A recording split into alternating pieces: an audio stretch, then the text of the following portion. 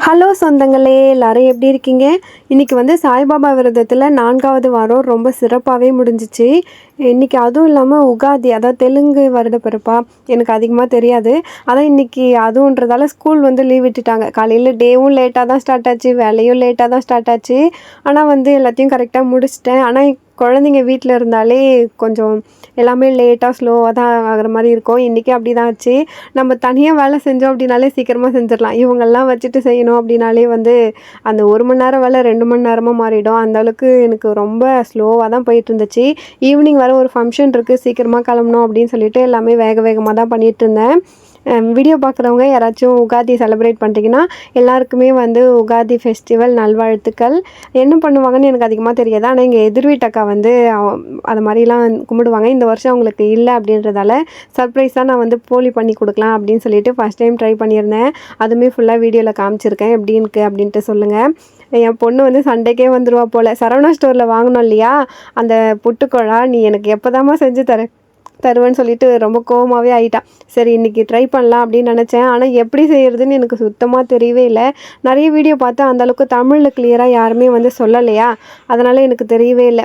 சரின்னு சொல்லிவிட்டு எனக்கு தெரிஞ்ச மாதிரியே ட்ரை பண்ணலாம் அப்படின்னு முடிவு பண்ணிட்டேன். கேரட் புட்டு, பீட்ரூட் புட்டுலாம் ட்ரை பண்ணணும்னு நினச்சேன். அதெல்லாம் அரைச்சி ஊற்றணும் இல்லையா. சரி ஃபஸ்ட் டைம் நார்மலாக ட்ரை பண்ணி பார்ப்போம் எப்படி இருக்குது அப்படின்னு சொல்லிவிட்டு அதுக்கப்புறமா வந்து வெரைட்டியாக ட்ரை பண்ணிக்கலாம் அப்படின்னு முடிவு பண்ணிட்டேன். நார்மலாக அரிசி மாவு வச்சு தான் இன்றைக்கி பண்ணியிருந்தேன். புதுசு அப்படின்றதால நல்லா சோப் போட்டு நல்லா வாஷ் பண்ணி எடுத்து வச்சுட்டேன். என் ஹஸ்பண்ட்க்கு வந்து புட்டு பிடிக்காது, வேணான்னு சொல்லிட்டாரு. அதனால் நான் ஓட்ஸ் வந்து பண்ணி கொடுத்துட்டேன். ஓட்ஸ் வந்து அத்தையும் சாப்பிட்டுப்பாங்க, அவருமே சாப்பிட்டுப்பாரு. ஸ்வீட் போட்டால் தான் பிடிக்கும், சக்கரை, அதுவும் நாட்டு சக்கரை போட்டால் பிடிக்காது, வெள்ளை சக்கரை போட்டால் தான் பிடிக்கும். சரி அவருக்கு பிடிச்ச மாதிரியே வந்து நான் செஞ்சு கொடுத்துட்டேன். கூட வந்து நட்ஸு, நமக்கு வேணுன்ற நட்ஸு, ஓட்ஸ் வந்து நல்லா தண்ணியில் வேக வச்சுட்டு கொஞ்சம் கெட்டியானதுக்கப்புறம் காய்ச்சின பால் சேர்த்து நல்லா கிளறி விட்டுட்டா அது இன்னும் கொஞ்சம் கெட்டியாகும். அதுக்கப்புறம் நம்ம வேணுன்ற அளவுக்கு சுகர் ஆட் பண்ணிக்கலாம், நாட்டு சக்கரையும் போட்டுக்கலாம். இவருக்கு வந்து நான் நிறைய ட்ரை பண்ணியிருக்கேன், ஆனால் இது மட்டும் தான் அவருக்கு பிடிச்சிருக்கு அப்படின்றதால அதுவே நான் செஞ்சு கொடுத்துட்டேன். நமக்கு வேணுன்ற நட்ஸ் ஆட் பண்ணிக்கலாம். டேஸ்ட் ஓரளவுக்கு நல்லாவே தான் இருக்கும். அதுக்கப்புறமா தான் வந்து பசங்களுக்கு புட்டு ட்ரை பண்ணலான்னு பண்ணியிருந்தேன். இதில் ஏதாச்சும் நான் மிஸ்டேக் பண்ணியிருக்கேனா அப்படின்னு சொல்லிட்டு எனக்கு தெரியல. தெரிஞ்சால் மறக்காமல் எனக்கு கமெண்ட்ஸில் சொல்லுங்கள். கேரட் வந்து ஒன்று போல் துருவி எடுத்துட்டேன். தேங்காயும் வந்து துருவுறதுக்கு டைம் இல்லை அப்படின்றதால மிக்சியில் போட்டுட்டேன். ஃப்ரீசரில் நம்ம மூடியோடு தேங்காய் வச்சுருந்தா அதை ஒரு 2 நிமிஷம் போல் 1 நிமிஷம் போல் ஹீட் பண்ணிவிட்டு அப்படியே எடுத்தோம்னா ஃபுல்லாக வந்து வெளியே வந்துடுது. ரொம்ப ஈஸியாக இருந்துச்சு. நீங்களும் வந்து ட்ரை பண்ணி பாருங்கள். துருவுறதுக்கு லேட் ஆகும்னு சொல்லிட்டு மிக்சிலே போட்டுட்டேன். அதுவே ஓரளவுக்கு நல்லா இருந்துச்சு. இன்றைக்கி வந்து புட்டு மாவு இன்ஸ்டண்ட்டாக கடையில் விற்கும்ல அரிசி மாவு, அந்த மாவு தான் வாங்கிட்டு வந்திருந்தேன். 1/4 கிலோ ஒரு கிளாஸ் எடுத்துகிட்டு அது கூட எக்ஸ்ட்ராவாக கொஞ்சம் வந்து ஆட் பண்ணியிருந்தேன். கொஞ்சமாக உப்பு சேர்த்துட்டு கொஞ்சம் கொஞ்சமாக தண்ணி ஆட் பண்ணி பிசைஞ்சிக்கிட்டேன். நான் இதுக்கு முன்னாடி இட்லி பாத்திரத்தில் பண்ணியிருக்கேன். அப்பயுமே எனக்கு அந்தளவுக்கு கரெக்டாக வராது. ஆனால் ஃபஸ்ட் டைம் புட்டு பாத்திரத்தில் ட்ரை பண்ணியிருந்தேன். எனக்கு கரெக்டாக வரலை. ஆனால் நெக்ஸ்ட் டைம் கண்டிப்பாக வந்துடும்னு நினைக்கிறேன். எனக்கு அந்த பதமும் தெரியல, யாருமே செய்கிறப்போ நான் பார்த்தது இல்லையா, வீடியோவில் பார்த்தது எனக்கு தெளிவாக புரியல. ஃபஸ்ட்டு கொஞ்சமாக தேங்காய் போட்டுட்டு அது கூட நம்ம ரெடி பண்ணி வச்ச மாவு, அப்புறம் நடுவில் கொஞ்சம் கேரட் போட்டு திரும்பவும் மாவு இதை மாதிரி மாற்றி மாற்றி போட்டு நல்லா வந்து செட் பண்ணிவிட்டு வேக வைக்கிறதுக்கும் எல்லாமே ரெடி பண்ணி கரெக்டாக தான் எல்லாமே வேக வச்சுருந்தேன். ஃபஸ்ட் டைம் வந்து பண்ணுறதால எப்படி பண்ணுறது அது மாதிரி எனக்கு தெரியவே இல்லை. இதுக்கப்புறம் வர வீடியோலாம் மில்லட்ஸ் வச்சு பண்ணலாம், மில்லட்ஸ் மாவு யூஸ் பண்ணி பண்ணலாம் அப்படின்லாம் முடிவு பண்ணி வச்சுருக்கேன். நல்ல வேலை எடுத்தோடனே கேரட் அரைச்சி நான் பண்ணலான்னு நினச்சேன். அது மாதிரிலாம் பண்ணியிருந்தால் கண்டிப்பாக ஃப்ளாப் ஆகிருக்கும்னு நினைக்கிறேன். எப்படி பண்ணுறதுன்னு எனக்கு சுத்தமாக ஐடியாவே இல்லை. உங்களுக்கு தெரிஞ்சால் மறக்காமல் கமெண்ட்ஸில் ரெசிபியை சொல்லிட்டு போங்க. நெக்ஸ்ட் டைம் நான் ட்ரை பண்ணுறேன். நல்லா வேக வச்சுட்டேன். என் பையனுக்கு வந்து கேரட் பிடிக்குமா ரொம்ப, அதனால் திருவி வச்ச கேரட்லேருந்து கொஞ்சமாக எடுத்து சாப்பிட வச்சுட்ருந்தேன். குழந்தைக்கு உடம்பு சரியில்லாமல் இருந்துச்சு. இப்போ தான் வந்து கொஞ்சம் பரவாயில்லையாக இருக்கான். ரொம்ப வால்தனமாக இருப்பான். அதுக்கப்புறம் இந்த கம்பியை வச்சு வெந்துருச்சு, அதை ஒட்டுச்சுன்னா வேவலை, ஒட்டாமல் இருந்தால் வெந்துருச்சு அப்படின்னு சொல்லிட்டு எனக்கு தோணுச்சு. அதனால் அது எதுக்கு கொடுத்துருக்காங்கன்னு தெரியல, அதுக்கு தான் கொடுத்துருப்பாங்கன்னு சொல்லிட்டு நான் அதை வச்சு பார்த்தேன். ஃபஸ்ட் டைம் வந்து வெளியே எடுக்கிறப்போ கொஞ்சம் சொதப்பி தான் வந்துச்சு. ஆனால் இருந்தாலுமே வந்து டேஸ்ட் எல்லாம் ஓகே தான். நார்மலாக நம்ம இட்லி பாத்திரத்தில் பண்ணுவோம் இல்லையா, அதே மாதிரி தான் இருந்துச்சு. கூட மட்டும் கொஞ்சமாக நாட்டு சர்க்கரையும் ஒரு வாழைப்பழமும் கட் பண்ணி நான் கொடுத்துட்டேன் பசங்கக்கிட்ட சாப்பிட்டோம் அப்படின்னு சொல்லிட்டு. என் பையனுக்கும் கொஞ்சம் டேஸ்ட் பிடிச்சிருந்து, என் பொண்ணுக்குமே பிடிச்சிச்சு. இன்றைக்கி லீவ் அப்படின்றதால நான் ஊட்டவே இல்லை, நீங்கள் எப்பயாச்சும் சாப்பிடுங்க அப்படின்னு சொல்லிட்டு ஆஃப் அன் ஹவர் 3/4 மணி நேரம் கூட சாப்பிட்ருப்பாங்க. அவ்வளோ ஸ்லோவாக உட்காந்து மாறி மாறி இடம் மாறி மாறி உட்காந்து சாப்பிட்டுட்டு இருந்தாங்க. சாப்பிட்டதுனா ரொம்ப கஷ்டம் என் வீட்டில் இருக்க பசங்களுக்கு. 2வது புட்டு வந்து ஓரளவுக்கு நல்லாவே வந்துருச்சு. எனக்கு கொஞ்சம் ஹாப்பி ஆயிடுச்சு. ஃபர்ஸ்ட் டைம் தான் வந்து சரியா எடுக்க வரல அப்படின்னு தெரியல. இதுக்கப்புறம் செய்ய செய்ய ஓரளவுக்கு நல்லா வந்துரும் அப்படின்ற ஒரு நம்பிக்கை வந்துருச்சு. நீங்க உங்க வீட்ல புட்டு ட்ரை பண்ணியிருக்கீங்களா? அப்படின்னு சொல்லிட்டு கமெண்ட்ஸ்ல சொல்லுங்க. எனக்கு வந்து பசங்க சாப்பிட்டதால கொஞ்சம் ஓகே அப்படின்ற மாரி தோணிடுச்சு. சாதா டைமா இருந்தா கண்டிப்பா ஊட்டிட்டுருப்பேன். இன்னைக்கு நான் ஊட்டவே இல்ல. 1 ஹவர் ஆகி அவங்களே சாப்பிட்டுட்டாங்க. அதுக்கப்புறம் விளக்குல திரி போடுறதுக்கு சொல்கிறேன். வீட்டில் வந்து கணவன் மனைவிக்குள்ள பிரச்சனை வருது அப்படின்னா இந்த மாதிரி ட்ரை பண்ணி பாருங்கள். 2 திரி இருக்கு இல்லையா, 2த்தையும் ஒன்றா வச்சு நீங்கள் போட்டு விளக்கேற்றும்பொழுது பிரச்சனை கம்மியாகும் அப்படின்னு சொல்லிட்டு எனக்கு ஒருத்தவங்க சொன்னாங்க. அதுலேருந்தே நான் 2 திரி போட்டு தான் வந்து விளக்கேற்றிட்டுருக்கேன். இன்றைக்கி 4வது வாரம் சாய்பாபா பூஜை. எனக்கு ரொம்ப ரொம்ப திருப்தியாக இருந்துச்சு. எப்பயுமே நான் வந்து ஹாப்பியாக தான் இருப்பேன். அதே மாதிரி இன்னைக்கு வியாழக்கிழமைக்கு ரொம்பவே ஹாப்பியாக இருந்தேன். நல்லபடியாக அபிஷேகமும் பண்ணி முடிச்சிட்டேன். லீவு அப்படின்றதால 2 பசங்களுமே பாப்பாவும் வீட்டில் இருந்தா. போன வாரம் வந்து தம்பி மட்டும் தான் பண்ணியிருந்தான் இல்லையா, வீடியோவில் பார்த்துருப்பீங்க. இந்த வாட்டி தம்பியும் வந்து அழகாக அபிஷேகம் பண்ணிட்டான். அதுக்கப்புறம் பாப்பாவும் வந்து அபிஷேகம் பண்ணிட்டா. ரொம்ப திருப்தியாகவே இருந்துச்சு. நல்லா அபிஷேகம்லாம் பண்ணி முடிச்சிட்டோம். சாமியும் நல்லா திருப்தியாக கும்பிட்டு முடிச்சிட்டேன். நீங்கள் வந்து நிறைய பேர் டவுட் கேட்டிருந்தீங்க. நிறைய பேர் வந்து பாபா ஃபோட்டோ இல்லை, சிலை இல்லை அப்படிலாம் சொல்கிறீங்க. இருந்தாலுமே பரவாயில்ல, மனசில் நினச்சி நீங்கள் பண்ணுங்கள். நான்லாம் வந்து ஃபஸ்ட்டு பண்ணுறப்போ பீரோவில் தான் வச்சுருந்தேன் சாய்பாபாவை. அதுக்கப்புறமா தான் வந்து வெளியே எடுத்து அதுக்கப்புறம் ஒரு இடத்த வாங்கி அதுக்கப்புறம் இப்போது ஃபுல்லாக பாபாவாக வச்சிட்ருக்கேன். ஃபஸ்ட்டு வந்து எனக்கு பிடிக்கும் அப்படின்றதால அப்பா அம்மா ஆளுக்கு ஒன்று ஒன்று, பெரியம்மாவா அவங்க ஏதாச்சும் ஊருக்கு போனால் அங்கேருந்து வாங்கிட்டு வர்றது, அது மாதிரி ஆளாளுக்கு ஒன்று ஒன்று வாங்கி கொடுத்தாங்க. அதனால் என்கிட்ட நிறைய பாபா இருக்கும். அதுக்கப்புறமா வந்து முதல்லே சொன்னேன் இல்லையா, போலி பண்ண போகிறேன் அப்படின்னு சொல்லிட்டு ஃபஸ்ட் டைம் ட்ரை பண்ணியிருந்தேன்.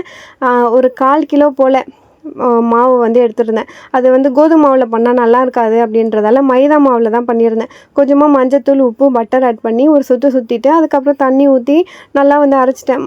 நார்மலாக கோதுமை மாவுனா கூட கொஞ்சம் ஈஸியாக பிசைஞ்சிக்கலாம். மைதா கையில் விட்டோம் இல்லையா, அதனால் நான் அப்படியே மிக்ஸி ஜார்லேயே போட்டுட்டேன்.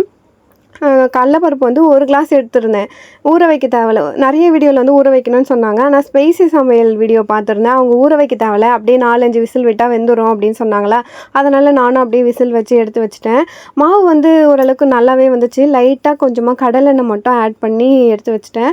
வெந்ததுக்கப்புறம் பருப்பு நல்லா ஆறுனதும் 2 ஏலக்காய் போட்டு அரைச்சி எடுத்துட்டேன். நெய்யில் வந்து நம்ம துருவின தேங்காய் இருக்குல்ல, அது போட்டு நல்லா வறுத்து எடுத்து வச்சுட்டேன். அந்த பூரணம் பண்ணோம்ல உள்ளே, அதுக்காக அந்த அரைச்ச கடலப்பருப்பு இருக்குல்ல, அது கூட வந்து கொஞ்சமாக ரோஸ்ட் பண்ணி வச்சுருந்த தேங்காய், அது கூடவே வந்து வெல்லமும் ஆட் பண்ணி நல்லா பிசைஞ்சு உருண்டை பண்ணி வச்சுக்கலாம். இது எப்படின்னு தெரியல எனக்கே. நானே ஃபஸ்ட் டைம் தான் பண்ணுறேன் அப்படின்றதால சரியாக வருமா வராதானே தெரியல. வருஷம் வருஷம் வந்து இந்து அக்கா, அவங்க பேர் வந்து இந்துமதி, நான் இந்த அக்கா அப்படின்னு சொல்லுவேன். அவங்க எதிர் வீடு தான், எனக்கு ரொம்ப க்ளோஸு. அவங்களுக்காக தான் நான் இதை ப்ரிப்பேர் பண்ணியிருந்தேன். நெக்ஸ்ட் டைம் வந்து கண்டிப்பாக வீடியோவில் காமிக்கிறேன். இந்த டைம் வந்து நான் வீடியோவில் காமிக்கல.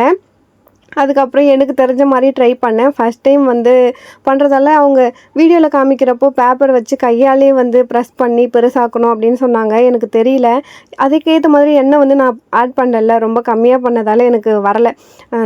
நார்மலாக நம்ம பூரி உருட்டுற கட்டை இருக்குல்ல, அதுலேயே வந்து லைட்டாக எண்ணெய் அப்ளை பண்ணி நல்லா உருட்டி ரெடி பண்ணிட்டேன். ஃபஸ்ட் டைம் மட்டும் கொஞ்சம் எப்படி பண்ணுறதுன்னு தெரியாமல் இருந்துச்சு. போக போக போலி கடையை போடுற அளவுக்கு நான் ஃபேமஸ் ஆகிடும் போல். அந்தளவுக்கு எனக்கு ரொம்ப ஈஸியாகவும் இருந்துச்சு, ஜாலியாகவும் இருந்துச்சு. நல்லபடியாக வந்து கற்றுட்டேன். அதுக்கப்புறம் நல்லா எனக்கு தெரிஞ்ச மாதிரி ஈஸியாக ரெடி பண்ணி எல்லாத்தையும் சுட்டு எடுத்துட்டேன். அதை எடுத்துகிட்டு போயிட்டு அந்த அக்காக்கிட்டேயும் நல்லபடியாக சேர்த்துட்டு எப்படி இருக்குது அப்படின்ட்டு கேட்டேன். ரொம்பவே நல்லா இருக்குது, நான் செஞ்சால் கூட இவ்வளோ நான் செஞ்ச தடியாக இருக்கும், ஆனால் வந்து இது கொஞ்சம் மெலிசாக இருக்குது அப்படின்ற மாதிரி சொல்லியிருந்தாங்க. எனக்கும் ரொம்ப ஹாப்பியாகவே இருந்துச்சு. நானும் நல்லா இருக்காது அப்படின்னு தான் நினச்சேன். எனக்கு வந்து எப்படி இருந்துச்சுன்னா, இனிப்பு வந்து இன்னும் கொஞ்சம் வெல்லம் வந்து ஆட் பண்ணியிருக்கலாமோ அப்படின்னு தோணுச்சு. மற்றபடி டேஸ்ட் எல்லாம் ஓகேவாக தான் இருந்துச்சு. கடையில் வாங்குற அளவுக்கு ரொம்ப சாஃப்டாகவும் இல்லை, ஆனால் ரொம்ப ஹார்டாகவும் இல்லை, ரொம்ப நல்லாவே இருந்துச்சு அப்படின்னே சொல்லலாம். அதுக்கப்புறமா வந்து மதியம் வந்து இவ்வளோ தூரம் சமைச்சிட்டு இன்னும் கொஞ்சம் சமைக்க லேட் ஆகிடும், ஈவினிங் வர ஃபங்க்ஷன் போனோம் அப்படின்றதால சிம்பிளாக ரசமும் கோஸ் பொரியலும் பண்ணி முடிச்சிட்டேன். இந்த கோஸ் வந்து கடையில் தான் வாங்கிட்டு வந்தேன். ஃபஸ்ட் டைம் வந்து பொரியல் பண்ணுறேன். இதுக்கு முன்னாடி மோமோஸ்லாம் பண்ணுறப்போ அது உள்ள ஸ்டஃபிங்க்கு யூஸ் பண்ணியிருக்கேன். இந்த டைம் வெறும் கடுகு, கடலப்பருப்பு, காஞ்ச மிளகா மட்டும் ஆட் பண்ணி நல்லா கோஸ் ஆட் பண்ணிவிட்டு கொஞ்சம் நேரம் ஒரு 1/2 கிளாஸ் போல் தண்ணி ஊற்றி மூடி வச்சு வேக வச்சுட்டேன். ஆனால் டேஸ்ட்டு ரொம்பவே சூப்பராக இருந்துச்சு. கண்டிப்பாக ட்ரை பண்ணி பாருங்கள். வேணும்னா தேங்காய் ஆட் பண்ணிக்கலாம். நான் இன்றைக்கி ஆட் பண்ணவே இல்லை. இதுவே வந்து டேஸ்ட்டு நல்லாவே இருந்துச்சு. இவ்வளோ நேரம் மோட்டிவேஷன் பேசிட்டு எதுவும் சொல்லாமல் போனால் எப்படி? நம்ம லைஃப்பில் யாருமே வந்து நம்மளை தூக்கி நிறுத்த மாட்டாங்க. நம்ம தான் வந்து நம்மளே மோட்டிவேட் பண்ணிக்கணும். சில நேரத்தில் ரொம்ப கஷ்டமாக இருக்கும். சில நேரத்தில் நம்மளை யாருமே புரிஞ்சிக்க மாட்டாங்கலாம் தோணும். ஆனால் அதுக்காக நம்ம விட்டுடக்கூடாது. நம்ம ஸ்ட்ராங்காக இருக்கணும். நமக்காக நம்ம தான் இருக்கணும். நமக்கு யாராவது சப்போர்ட் பண்ணால் நல்லாயிருக்கும் அப்படின்னு சொல்லிட்டு நம்ம யாரையும் வந்து எதிர்பார்க்கக்கூடாது. ஸ்லோவாக இருந்தாலும் பரவாயில்ல, நம்ம லைஃப்பில் நம்மளே வந்து நம்மளை பில்ட் பண்ணிக்கணும். இதை நான் உங்கள்கிட்ட சொல்லணும்னு நினச்சா அதனால சொல்கிறேன். அதுக்கப்புறம் வந்து பார்த்திங்கன்னா, பாத்திரம்லாம் விலைக்கு முடிச்சிட்டேன் சைட் பை சைடு. ஈவினிங் போல் கோவிலுக்கு போகலாம் அப்படின்னு சொல்லிட்டு வேகமாக கிளம்பிட்டேன். சாயந்தரம் ஃபங்க்ஷனுக்கு வேறு போகணும். ஃபங்க்ஷன் விலாக் வந்து கண்டிப்பாக லாங் வீடியோ ஷூட் பண்ண முடியுமான்னு தெரியல. ஆனால் ஷார்ட்ஸ்லையாச்சும் நான் போடுறேன். கோஸ் வந்து நல்லாவே வெந்துருச்சு. மூடி வச்சு வேக வச்சா ஈஸியாக வெந்துரும்ல, அதனால் நல்லாவே வெந்துருச்சு. டேஸ்ட்டும் வந்து ரொம்பவே நல்லா இருந்துச்சு.